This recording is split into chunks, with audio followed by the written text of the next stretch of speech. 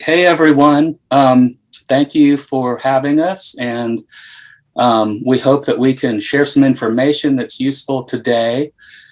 I'm Chris Montgomery, and I'm gonna stop and let Adam introduce himself. Hello, everybody. My name is Adam Graves, and I work at the Texas School for the Blind and Visually Impaired, and I am an education consultant with the Texas DeafBlind Project. This is my 8th year on the project, and I'm very happy to be joining you here today. And yes, double down on what Adam just said for me too. I'm really happy to be here as well. We are going to be talking to you about the Informal Functional Hearing Evaluation, or as we affectionately call it, the IFHE. And please feel free to put questions in chat, because Adam and I are much better. We are usually in person when we're doing this, and I think we both function a lot better when we can have more of a conversation around this. Doing it on Zoom is great because we can talk to you guys from the comfort of our homes, but maybe it's not so great because we can't really have that easier conversation. So interrupt us as soon as I share my screen. I'm not going to see anything except my computer screen, so it's kind of like I'm just talking to my computer, which is a little weird. But without further ado, let me go ahead and share my screen. It was working a minute ago. We'll see what happens.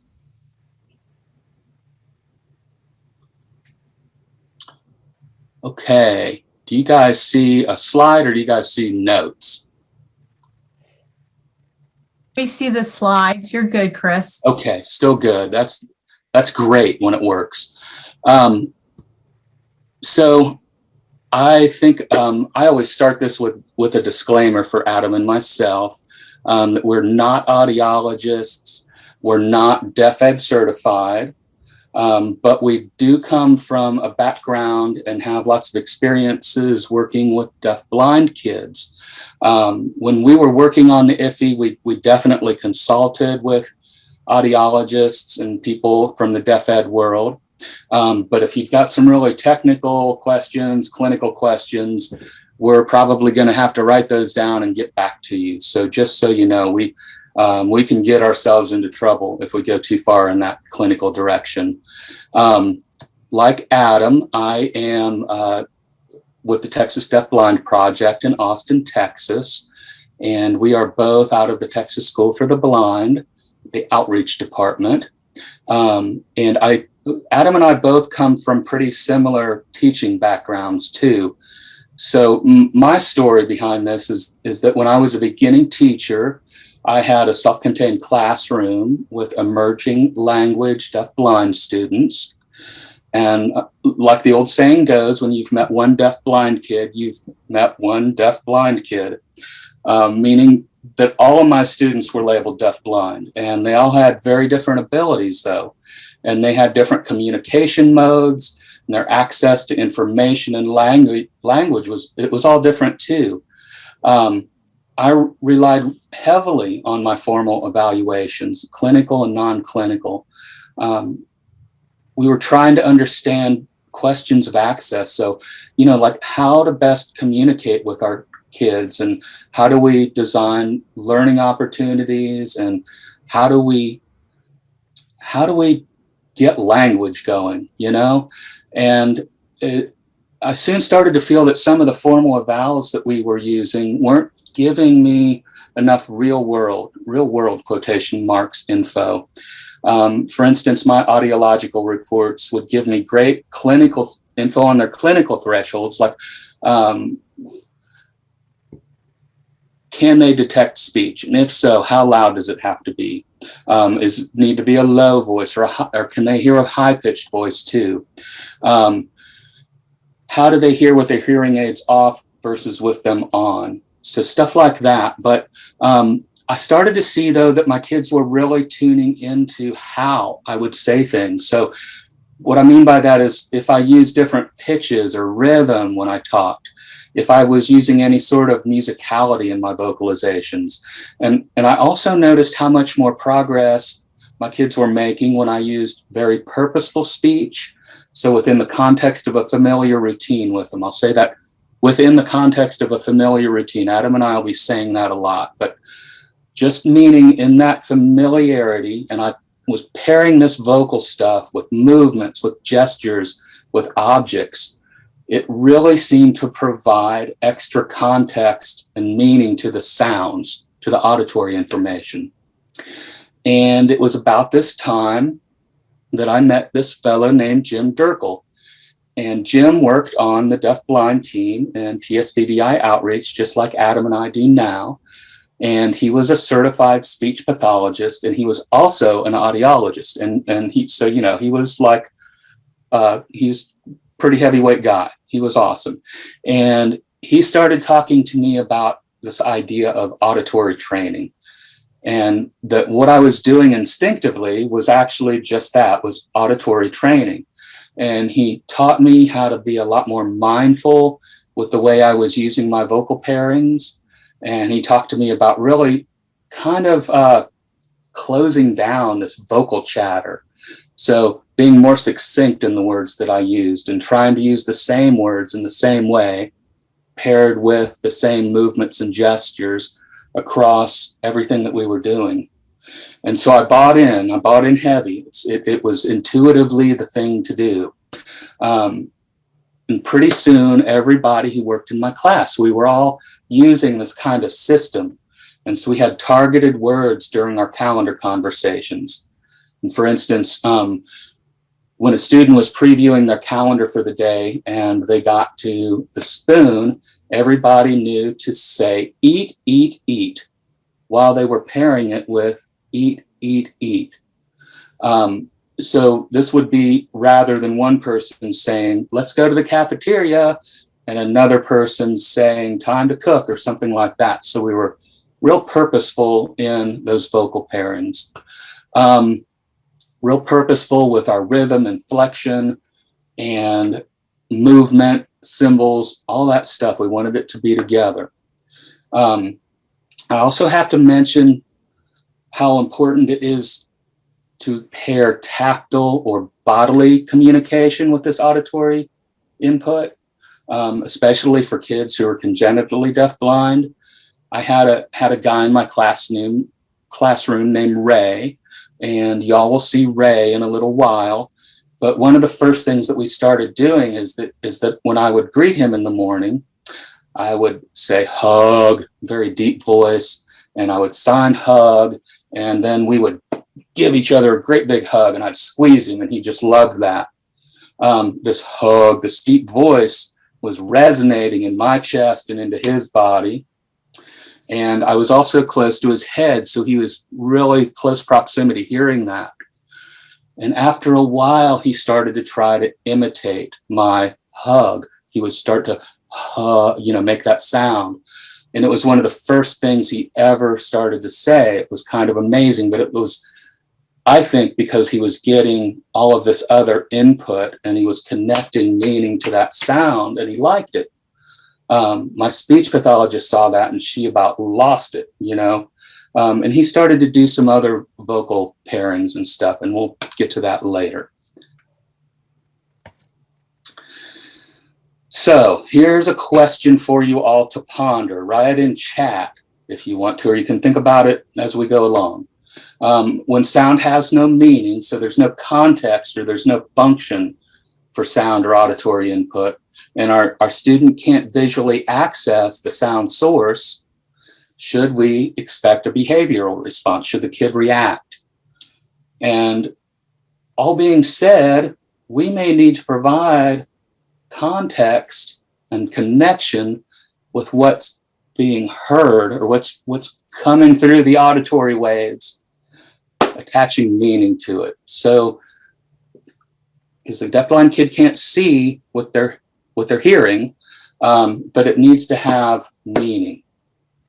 All of that, think about that. Put it into chat if you've got any thoughts or anything. There are two kinds of auditory, what am I trying to say? Assessment, I guess. So there's clinical, and there's two kinds of that. There's like behavioral. So that would be the audiology booth, pure tone and speech recognition. You hear a sound, raise your right hand if it comes from the right side. And then there's physiological auditory testing. So that would be like an ABR, auditory brainstem response, or otoacoustic emission, tympanometry. There doesn't have to be any behavior. You don't have to raise your hand. You can be asleep, in fact.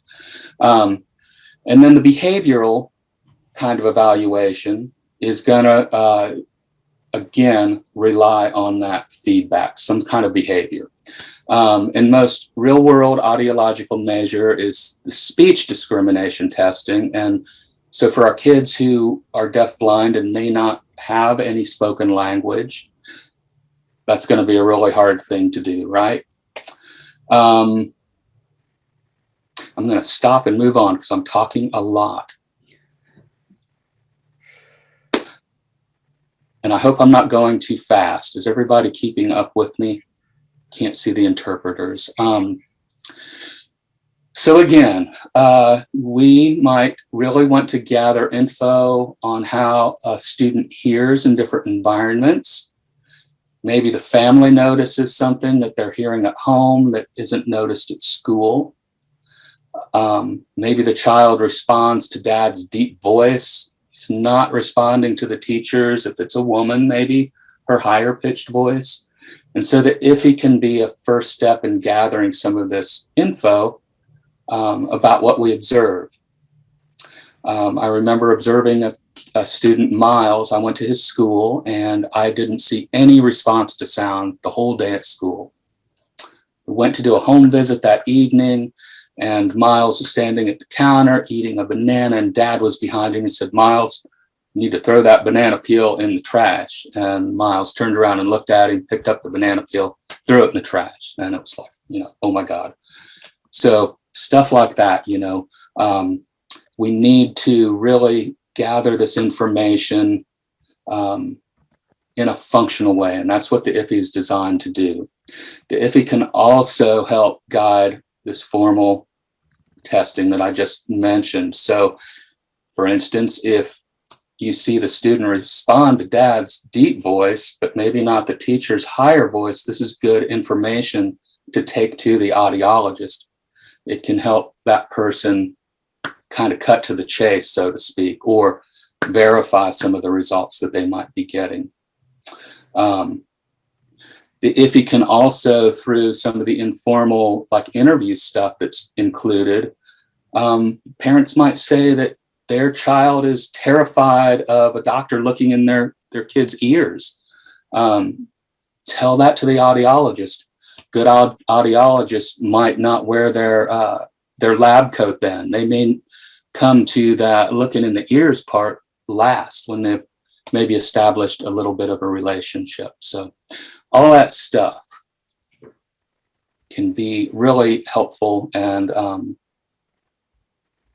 can gather a lot of that through using the IFHE.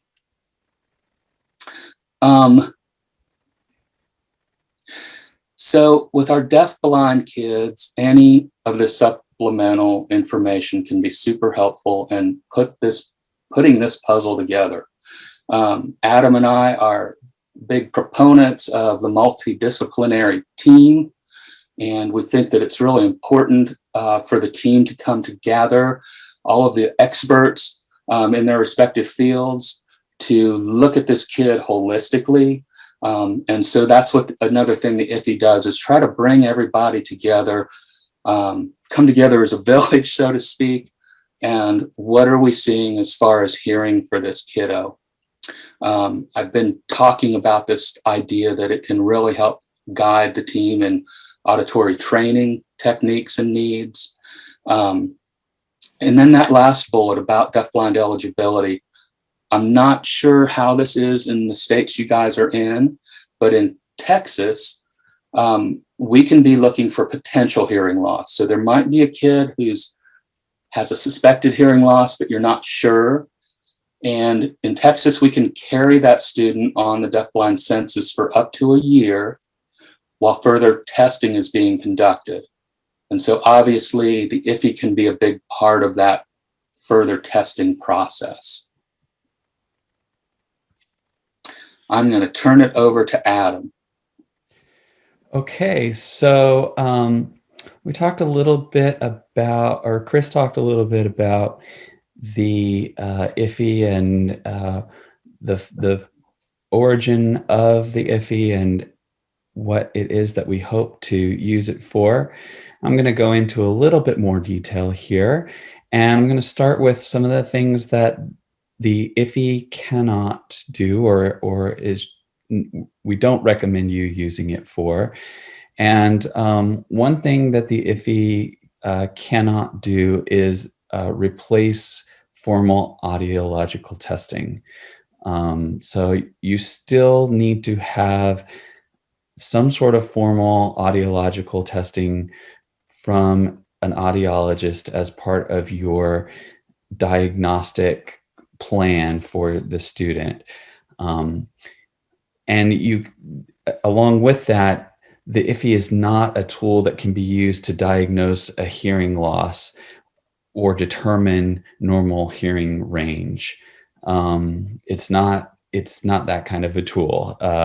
This is a tool that is not to be used by itself, but rather it's a tool that is used to, as Chris said, implement all of the different elements of the multidisciplinary team or the transdisciplinary team and sort of create a narrative about the student's hearing.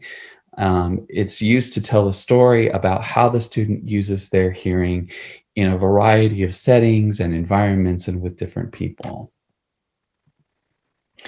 So having said that, if you'll go to the next slide, Chris, the things that you can use the IFHE for is to serve as one of the steps in the evaluation of students who are unable to be tested for medical reasons. You can also use the IFHE to gather information about the student's ability to access auditory information in a variety of settings. And that second bullet point about gathering information about the student is really the key component of the IFHE. This is a tool that is used to sort of collect a variety of sources of information and put them into one place and create one report that tells the story, as I said before, of how the student uses their hearing. So like I said, it's not a diagnostic tool, it's more of a reporting tool. It's more of a way for you to get information into the student's IEP about how they use their hearing in different environments, so that then you can create, in collaboration with all of the other members of the student's team, appropriate accommodations that allow the student to access their hearing in the best way possible when they're in those different situations throughout the day. And we had a question about whether or not the IFHE could be used for a student who is a proficient communicator or a student who's in a general education setting. And one of the things about this tool is that because it is not based on language, it can be used for any student. It runs the gamut. Now, we'll talk about this a little bit further when we get into the checklist for the IFHE, which is a big part of our conversation. The checklist, the IFHE checklist, that is part of this tool is more directed toward getting information about how the students use their hearing, students who are not yet formal language users, how those students use their hearing in a variety of settings, because there are other tools that are better at getting information about how the student responds to certain sounds, or particularly how the student responds or uses their hearing in accessing, say, vocabulary in the classroom for those students who are formal language users, who are in a general education settings. There are other tools that are probably better at getting that kind of information for those students. But that information from those other tools can be included as part of the report in the IFHE. So this is it's a tool that can be used for students across a spectrum of language and hearing ability. One of the other things that is important to know about the IFHE, and one of the ways that we encourage people to use it, is as a guide for the entire educational team for implementing any sort of modifications, and in particular, accommodations, to make sure that the students are getting direct and incidental learning in a variety of classroom settings. So that means that when you're using the IFHE, you're collecting information from anyone who might have to set up a classroom for that student, including teachers such as the music teacher, gym teachers, anywhere where the student is in a different environment, where the acoustics are different, or where they might be using different types of equipment to access auditory information. The individuals who are going to be involved with making sure that that student has access and writing the accommodations to ensure that student has access, all of those people can contribute information into the IFHE. And then, as Chris said, the IFHE is a great tool to use in helping guide the auditory training needs of the student, and providing some long-term and short-term tracking of how the student's functional hearing may change over time.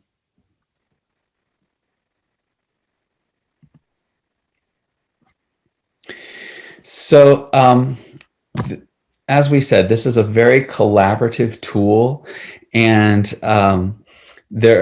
that's one of the main benefits, and one of the driving forces of this tool is to encourage and support collaboration among the team members. So, think about how important it is that the O&M specialists understand how the student is able to use their hearing outside and to listen for traffic at street crossings, or inside to listen for auditory cues like the motor in the water fountain. That's a person that is going to be really important and have a lot of information about what they see the student doing in terms of how they use their hearing in different settings. And then also interveners. If your student has an intervener, that's another person who's going to be able to contribute a lot of information about how the student uses their hearing in different areas. And I'm going to pause here so that the interpreters can make a switch.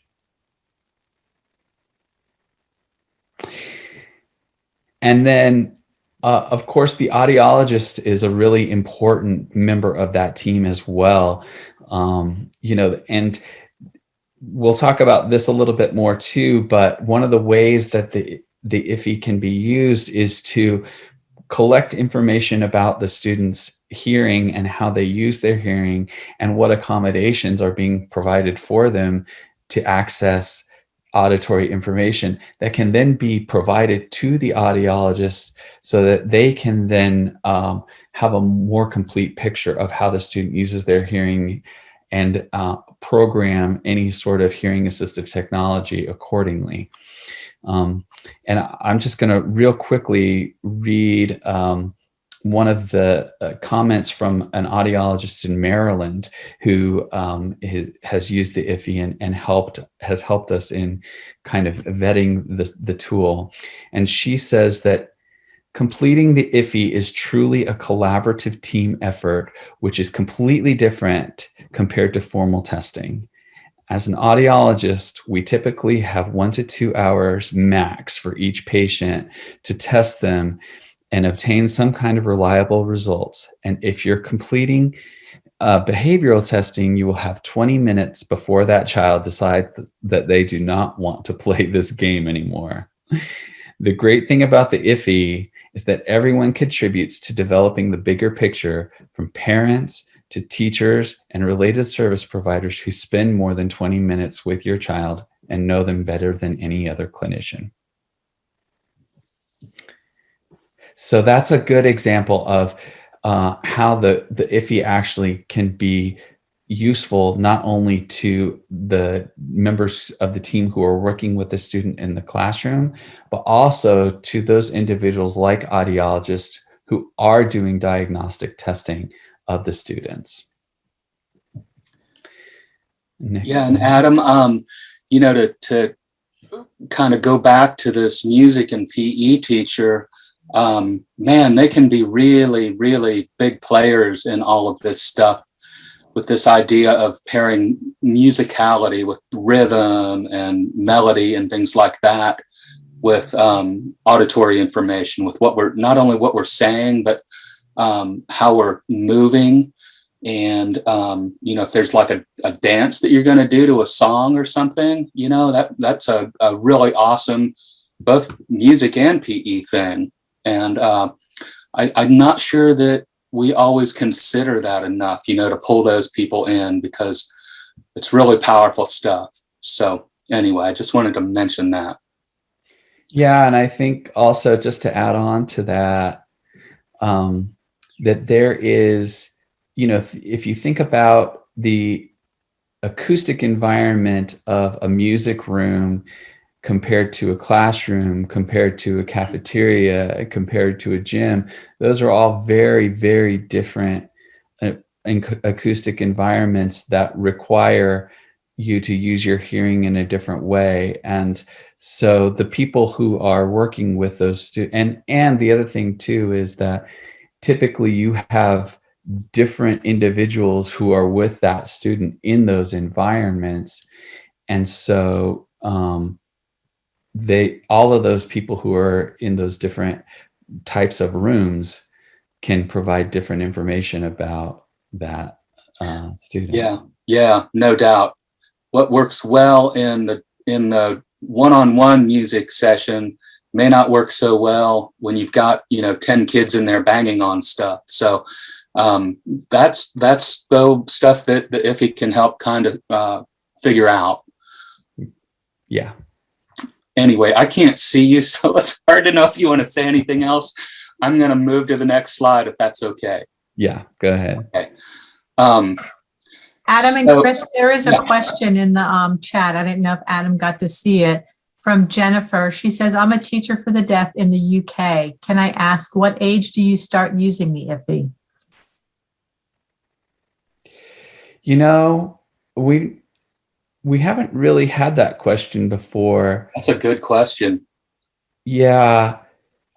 However, I would say, I guess if I were making a recommendation, I would say that, you know, as we said before, because the tool itself, or the, you know, the tool is really designed to bring in a collaborative team to, you know, as we said, create a narrative of how the student uses their hearing. So I would say, you know, if you have multiple people who are working with the child from a variety of disciplines, then you can use it for a student who, you know, is all the way to infancy, I would imagine. But again, not being an audiologist or a teacher of the deaf and hard of hearing, I would say, just from that collaborative perspective, that it could be used as long as you're working with a team and you're creating, you're trying to collect information and present information about the student that makes sense to different members of that team, then you can use it at any age. Yeah, I agree, Adam. I think I hadn't really thought of this before, and that's, like I said, I think that's a really great question and something to consider. A lot of this stuff, and we'll go into it in just a moment, but just the sort of natural observational element that the IFHE brings in, and being able to collect some of that, being able to start kind of thinking about it, and being more observant about some of these things very early, especially like getting feedback from mom and dad. If you've got a baby with a suspected loss, it seems like it could be a really powerful thing to start doing. And I agree completely, though. You need the whole team there. You need the early childhood people, you need the hearing people, you need the vision people, etc. All to be kind of looking at this, though. I hope we answered your question. We can't see you, and so hopefully that worked. Let's look at this kind of the actual tool a little bit. It's made up of 4 components: an intro and instructions, interview worksheets, observation checklist, and a report summary. So when Adam and I were starting to think about this and starting to design it, one of our main objectives was that we wanted it to be easy to do. And I always say, I probably drive Adam nuts with this, but I always say, like the iPod of evaluations. I was hoping, from my perspective, that we could give it to a team and they wouldn't have to spend 3 hours kind of reading, like, how do we do this? You could almost pick it up and do it. And hopefully it works that way, because, Adam and I feel that those types of assessments that are easy to do are usually the ones that get done. So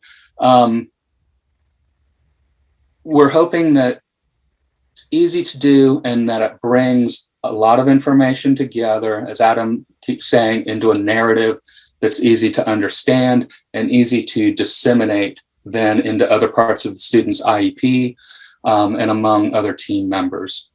I have to really mention here, put this plug in, that we worked with the National Center on Deaf Blindness, NCDB, and they really helped us make it more colorful. I was driving everybody nuts with that too. I wanted it to visually look good. And then they also helped us to get it into a fillable, accessible PDF. And that way you can go to the NCDB website and grab the IFHE, and multiple team members can be working on it simultaneously. So we've hit on this a little bit, but let's talk a little about this idea between natural and systematic observation. So as you move into these observations, make sure that you have a list of the structured routines and informal observations that you're using. So you can list things like why you chose the specific routine you did, what was going on in the environment. Was there a noisy environment? Was it a quiet environment? What's the familiarity level? Was the routine, was the situation with a person that the student knew well, or was it with a new person? All these kinds of things. The natural observation is really, you're just doing nothing but watching. You're watching the student and their natural behaviors within a given context. And you want to do this in a variety of settings. And you want to use the interviews with parents, with teachers, interveners, etc. What are they seeing happen? During this process, you'll see what, if any, sounds the child seems to react to. What are they drawn to? Does the sound need to be at a certain threshold, meaning like a certain loudness, decibel level? And then what is the kid doing with that auditory information? Do they have any procedural memory? So it goes into that. Are they trying to imitate that sound if it's a vocalization, if somebody's saying something? The systematic stuff would be using your activity, using that routine, that structured routine, to be just more fine pointed about it. So you're going to set up a protocol for observation and response. An example might be if you're playing a drum. I'd always start with tactually exploring this drum, because that could scare a kid who can't see it happening. But play the drum, and do you see any sort of alerting behavior? Do you see a response to that? If you do, try taking turns at the drum. And what do you notice with that? Do you notice different things with like different behaviors from a different pattern or beat, or if you play it softly versus loudly? All sorts of things like that. What do you see gesturally? Do you see anything with body movements or mimicking? So you're looking for that real in the systematic. You're looking for, if I do this, what happens? So you're having an impact on the behavior, I guess is what I'm trying to say. I hope that makes sense. Also in here, like we just saw, are interview worksheets. And these are, can use these anywhere, but specifically we do have one for the family, for at home, and one for the teachers in the classroom. It goes back to our informal observations. And we're really big advocates for being flexible in how you do these interviews. So if it's, for instance, easier for the family to take this interview home and do it at home in their own time, maybe it gives them more time to think about things, that's fine. Same with the teacher.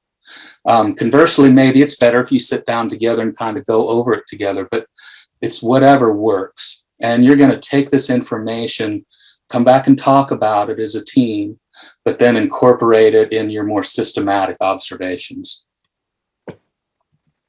Throwing it back to you, Adam. All right. Well, the third part of the IFHE is the observation checklist. And this is the tick box sort of checklist that we're all so used to with different evaluations and assessments and stuff. And the observation checklist for the IFHE contains 22 questions that are used to describe how a student uses their hearing across 8 different categories of behavioral responses. And so if you're using this checklist with a student who does not have formal language or is an emerging communicator, you'll probably look at all 22 questions, and you're probably going to, want to observe them in each one of those 22 different question areas. If you're using this with a student who is in a general education setting, who is a proficient language user, you'll probably just look at a few of the behavioral responses in this particular checklist, maybe 5 or 6. You're probably wouldn't use the whole checklist. And then one of the things that that the checklist is able to be used for is not just to say yes or no, but what we really, really want to encourage people to do when you are using the checklist is to use the description box to the side and actually describe the behavior that indicates that the student is responding to the behavioral indicator that is listed in that particular question. Yeah, and I would just add to that, Adam, if I can, like that description is really like the the meat on the bones of this thing. So if one person on the team says, yeah, I'm seeing this, and another person is kind of like, you know, I'm not. Well, that description, that's where you come together and talk about it and kind of get more information about what's happening there. And so that's really important and really powerful. Yes. Yeah. And again, because the purpose is to write a narrative of how the student uses their hearing, that description is going to provide, as you said, meat on the bones, Chris. Yeah. It's going to really provide Haters. that detail of how the student uses their hearing.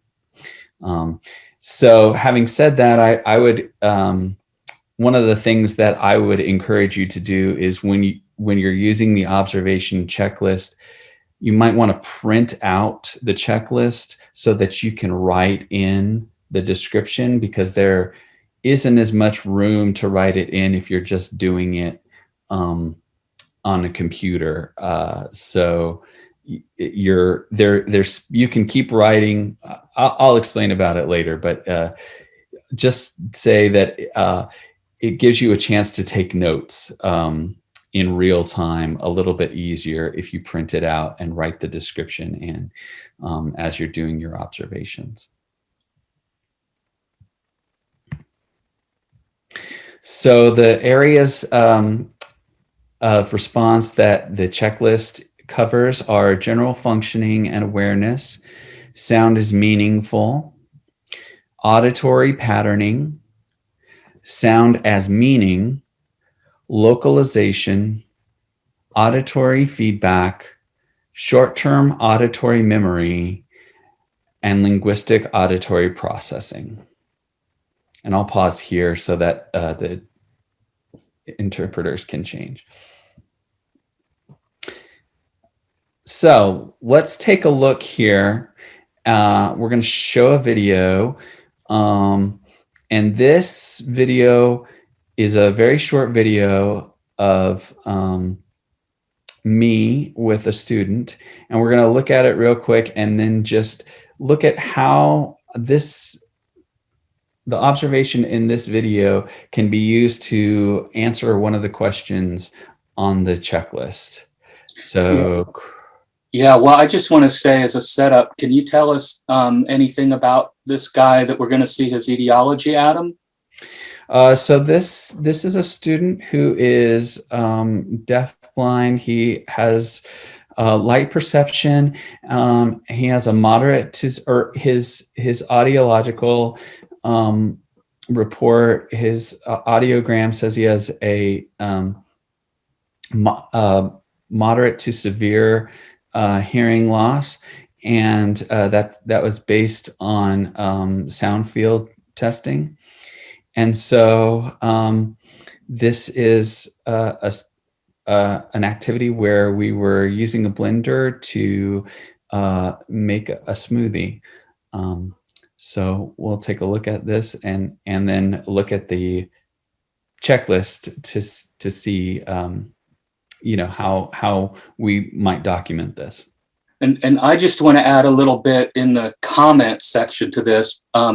We were just commenting on how before we came on, Adam is unflappable, and you're going to see in this video, I think it's very precious.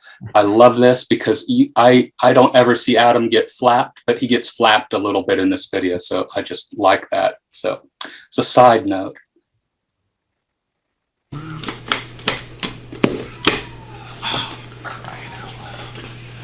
There we go. There we go. See, I like for the crying out loud part, Adam. Are you ready for the next slide? Or do you want to talk about that at all? No, we can go on to the next slide. Okay, Adam gets flapped. Yeah, I'm feeling a little flapped right now. So this slide, so if we look at the area of general functioning and awareness, this is the first question on the checklist. And the question is, does the child show any awareness of any sensory information, visual, tactile, etc.? And how do you know this? So just based on that video, we can say we have said, yes, the student does show this awareness. And the description that we've given here is that the student reaches for the teacher when the teacher breaks contact and walks away. So that is an indication that the student does show tactile awareness. So it's a brief description, but it provides some background information on sensory information that the student is able to access. So now we're going to put up a poll question. Donna, if you'll bring up the poll. Yes, I'm working on that. I'm glad you called me out. Okay.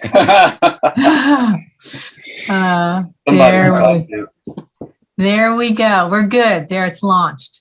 All right. So we're going to look at the area of auditory patterning, and does this child show awareness of the start and cessation of sounds? And so if you'll just put your answer in there, whether you're yes or no or not sure, and then we'll have a little discussion afterwards. Yes, all correct answers get a $20 check from the Kentucky DeafBlind Project, don't they, Donna? I'm laughing. Wow.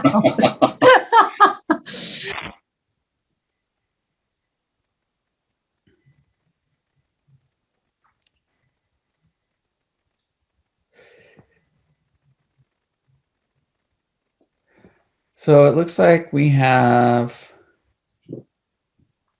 the majority here, about 60-ish% are saying yes, and about 40% of you are not sure. So let's go back and Chris, can we go back and play the video one more time? I'm trying. Let's see here. Okay. Okay. Whoops, I'm sorry, Adam. There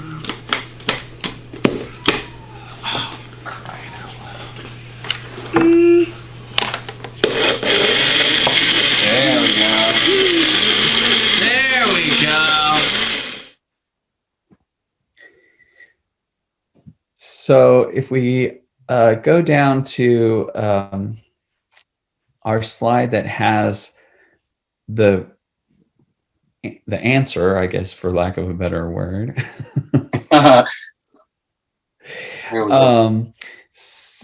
So we have said, we actually didn't, we don't have yes or no checked here, but my cursor is hovering over yes. Yes.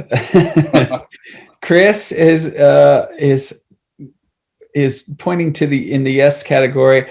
And one of the reasons is because in the description, we have said that the student demonstrates auditory patterning skills by turning his head and reaching for the blender when it starts. So that is something that Chris and I have looked at the video, we've talked about it, and decided that, yes, we think he does show awareness of the start and cessation of sounds. So, and we've included that in our description. And I just want to point this out really quick.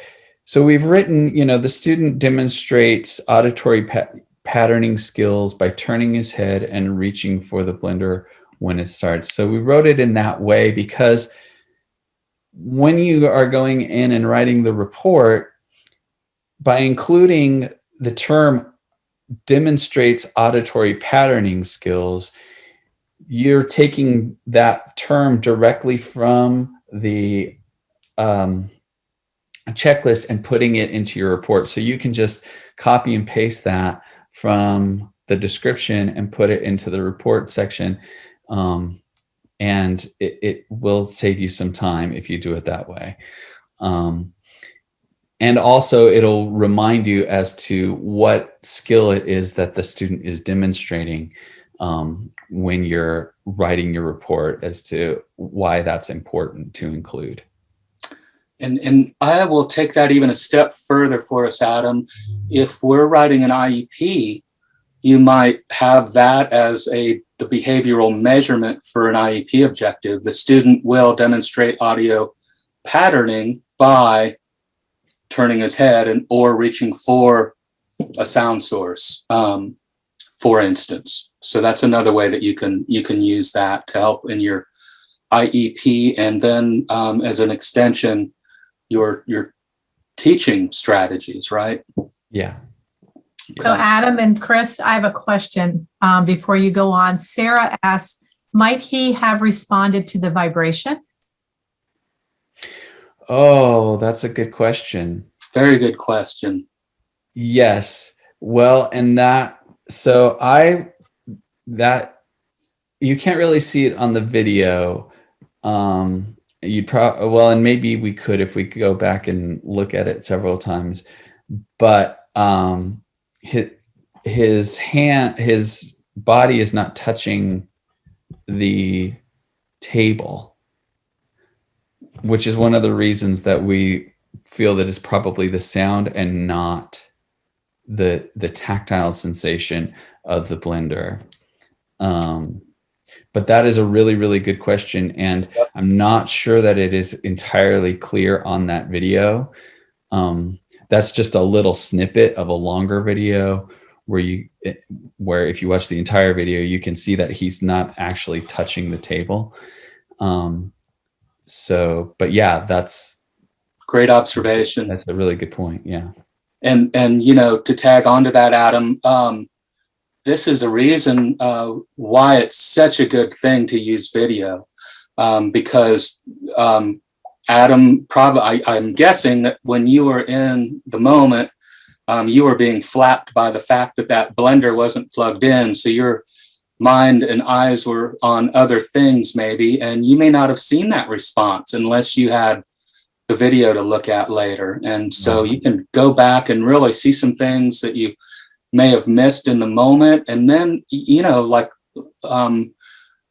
we're curious about, well, did that happen because of vibration or the sound? Well, you might even be able to figure that out in the video too. So video can be a really powerful tool to use in your observations. Anything else to say about that, Adam? Well, the other thing I was going to say is too, like if you were using this tool to collect data about how the student uses their hearing, you might also want to have another sort of sound source that is at a similar distance, but not quite as loud, because the blender is a pretty loud, that's a pretty loud tool. So you might want to have something else. If you're not sure, you might want to include other sources of sound that are at a similar distance from the student,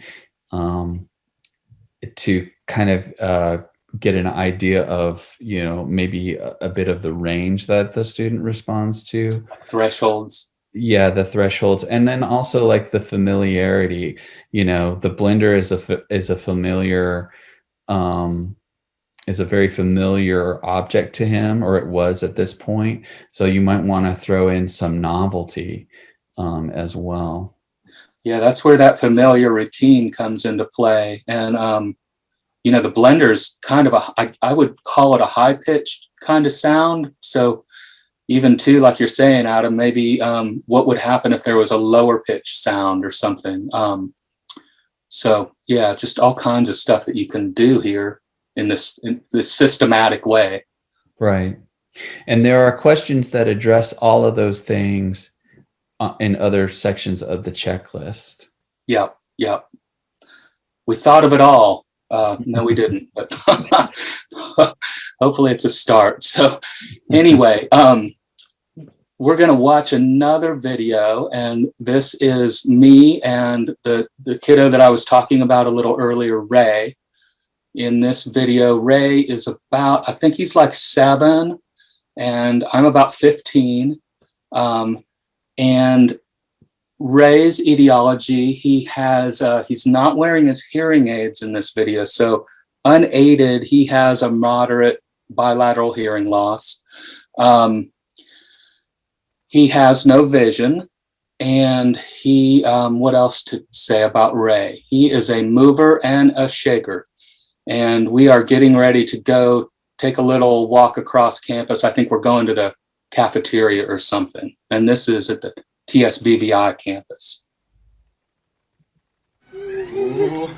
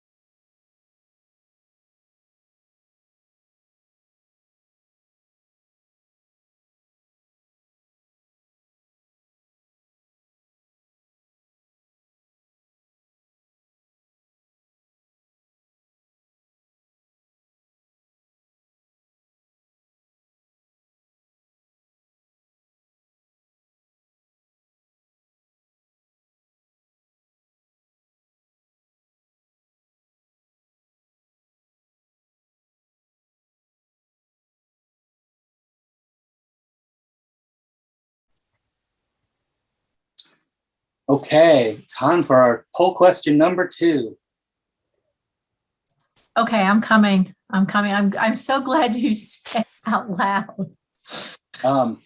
The poll question, as Donna puts it up, is, does the child vocalize in response to others' vocal play? And so while you're thinking about that, you can see we're just taking sort of slices off of the check sheet. And so you can see that 16 and 17 are answered in the affirmative. 17, does the child vocalize when the amplification is turned on? And yes, Ray makes consistent vocalizations when his hearing aids are turned on, often imitating his communication partners. And so, Adam, I can't see the poll, so you have to tell me what's going on. Oh, right now, 98% say yes, and 2% say don't know. Okay. Well, Donna, you're going to have some checks to mail out. I'm ready, Chris. I'm ready. This is an incredible group we have today. So yeah, you absolutely see Ray vocalizing in response to me. So the go, go, go. And I think it's also important to note, though, that when he initiates it, I respond back to him. So it's important conversationally, this is a little bit off topic, but it's a soapbox. It's very important conversationally that when our students say something, whether it's vocalizing or reaching tactually for something, that we respond. So, because Ray probably would never vocalize again if I didn't respond back to him, right? But he's having a big old time with it. We're having a good serve and return sort of conversation here. Other questions, and you guys, not sure how we'll do this, but maybe write stuff in the chat. Do you guys see anything? Does anybody out there see anything with like his facial expression when I say go, go, go? And do you see any different response, or behavior when we go outside. That gets a little different. What do you see? Some other things maybe to make note of in the video is that I'm trying to fade a little bit from him tactually in this. So when we're walking down the hall, I'm trying to kind of fade my tactile proximity to him. But then when we go outside and you see me doing things like turn, I've got my right hand on his back and I'm kind of moving my hand down his left shoulder. So he turn, and you see him turn left. So, you know, I was talking about this earlier with the hug thing. So that's another example of that. And auditory training, where I'm trying to pair very specific. So go, go, go sounds different than turn.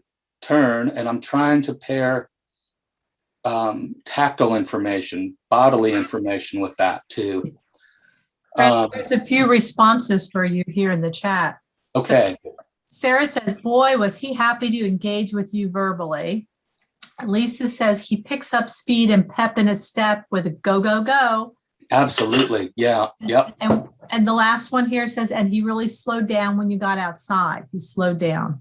Yes. Yeah. All of that is right on the money. Going back to what we said earlier about using video, it's just such a powerful tool, because I'm not sure we'd see that stuff in the moment, but when you can go back and study it, you know, that's where you can really gather this information and start to make more informed observations. But yeah, all that stuff is right on the money, and thank you guys very much for chiming in. Oops. So all of this kind of comes to this summarization, our report summary. So this can be the place where you organize your information. All of the team is coming together to contribute. What did we learn from our observations? What did we get from our interviews? And it can be a place where we put medical information or audiological information more informally. And again, Adam and I in Texas, so we have a functional vision evaluation learning media assessment here, and also a communication evaluation. And so those would be two of the by law assessments that we have to do in Texas.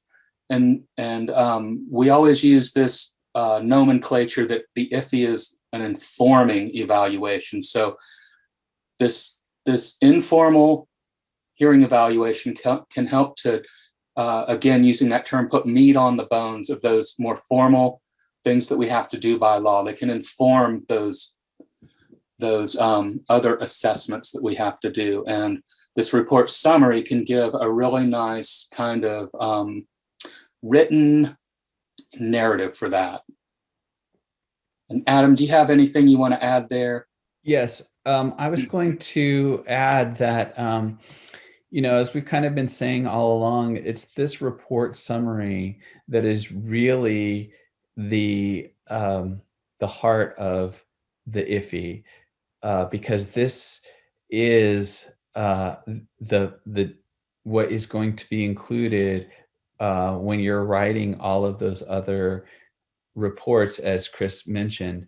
So the information that is contained in this report summary can be taken by the O&M specialist and put in the O&M report. It can also be taken by the teacher of the visually impaired and put into the learning media assessment. You know, a lot of the information that will be included in this summary is actually going to inform the accommodations that are written into the learning media assessment, because you're going to need to be thinking about the accommodations that the student will need in order to access auditory information in the instructional delivery from the teacher. And and that all goes into the learning media assessment. So, those details that you get from your observations and from your interviews with the family is going to directly affect the accommodations that you're going to write into, that are going to be written into the learning media assessment. So it's a really important tool for really creating an environment in which the students' accessibility is maximized, no matter where they are in the schoolroom or on the campus, or even when they go off campus for activities. All of those accommodations that they're going to need for those things are going to be informed by what you include in this report. Yeah, and we've been talking so much about auditory training, and maybe that's another way to put that is just how you're teaching. So hopefully that if he can give some information for that too, how are you communicating to your student, and what's the narrative for that? So it seems like we're getting so much into checklists and stuff nowadays that we kind of lose, like, what's the picture? What does this person look like? And so hopefully by writing more of this way, in this form of a summary, can start to get a nice narrative and maybe a better snapshot of what a student might look like. And again, like, you don't have to do this just once. You can do it as often as necessary. And maybe you'll do it every year or something like that, or every 3 years. But so you can start to see progress too. You can see this is what was happening then. And through all this great teaching that we've done and this auditory training, wow, look where they're at now. Their sound has so much more meaning, for instance. So anyhow, I hope that makes sense. I'm, again, talking to a blank screen. I can't see anybody's reaction to what I'm saying. So could be heresy. We kind of covered all this, but do you have anything else that you want to add, Adam? Oh yeah, so I was just gonna add a little bit more detail. Um,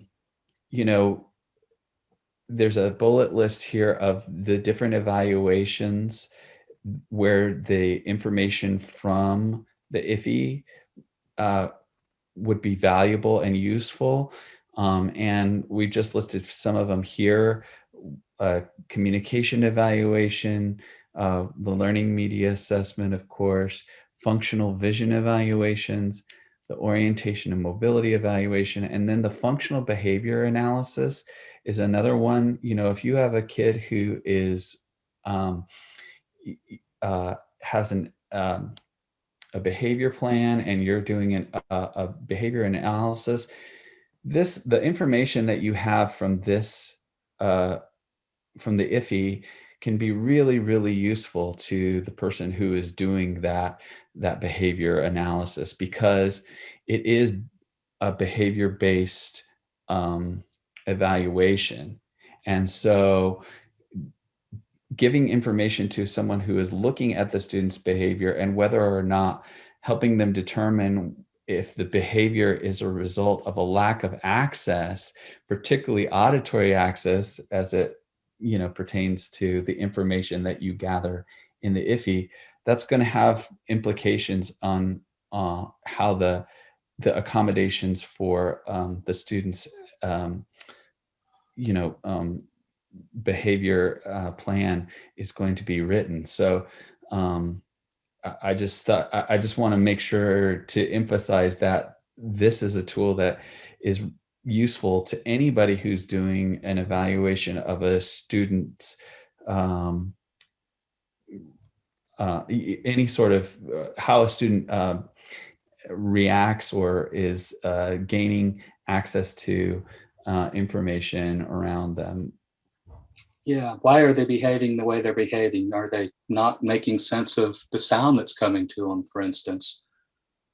maybe it's not registering. And, you know, something that we don't have on here in this final bullet thing that we've been talking about is obviously all that clinical auditory assessment that would be done. Like, take this to the audiologist. It can really help that person in their clinical evaluation, just to reiterate. Yeah. Adam, I'm going to let you go on this one, if you will. Okay. So our last slide here has the link to the IFHE. It is available through the National Center for Deafblindness on that website.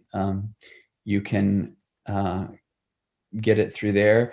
Do not Google Informal Functional Hearing Evaluation, because the first thing that will pop up if you type it into a Google search is a version that was put out on the TSBVI website as we were developing the tool, and it's not the final version that we presented here today. So either go directly to this link, or you can go to the National Center on Deafblindness and do a search on Informal Functional Hearing Evaluation, and you'll get the current version. Adam and I have tried to get that other one down, and it just won't seem to take. So sorry about that. Yeah. That, unfortunately, we don't have a whole lot of control over that. But also, there's another website. It's actually it's Paths to Literacy. But if you go to Paths to Literacy and type in sound travels, do a search for sound travels, it will take you to this list of documents that are environmental sound considerations for the audiologist and the certified O&M specialist. And that is another kind of companion, a set of companion documents to go along with the IFHE that can be used in O&M evaluations. So you can find that at Paths to Literacy again. And we'll send these two websites to Donna so that she can email it out to you along with the other presentation materials today. Yeah, and just another nugget about sound travels is it struck us while we were working on the IFHE that the audiologist that we were working with, one of them, you know, she sort of had a Shazam moment in the fact that what she's going to try to do normally is set a person's hearing aids so that they filter out extraneous noise, background noise. And so that it brings speech to the forefront, that signal to noise ratio. You want the speech the loudest thing, and this stuff that's happening in the background, you want it to be in the background. But what that might do for a student who's deafblind, especially if they're like a good situation might be if they're doing traveling in a neighborhood where there's environmental sounds like traffic. You know, they need to know that traffic is happening on, say, their left side or something. So it was a Shazam moment for all of us to think about how they would normally tune a hearing aid, for instance, and that may not be how you would want it to be able to gather that incidental information, especially as it pertains to orientation mobility. So sound travels, that's what that's kind of about. And it is, like Adam's saying, like kind of a companion to the IFHE. Right. Yeah. And just to follow up on that, you know, for in O&M, you know, noise is information. Yes. So. Yeah. Good way to put. Thank you for the summation, Adam. Yeah. So the sound travels documents are a guide to sort of help you determine as a team, what sort of information you want the student to be obtaining from the environment, and use that to help when you're talking to audiologists about programming for hearing aids or hearing assistive technology. So I'm going to stop sharing my screen, and how about if we give people a chance to ask questions or see if there are any comments? I'm looking here. So Natalie said, this is such great information. Very excited to use this tool. Just thought I had, as I was listening, taking frequency readings for familiar voices might give some interesting additional insight, especially for those the children responds to more. Decibel X is a free app that is both a decibel meter and frequency analyzer. Nice.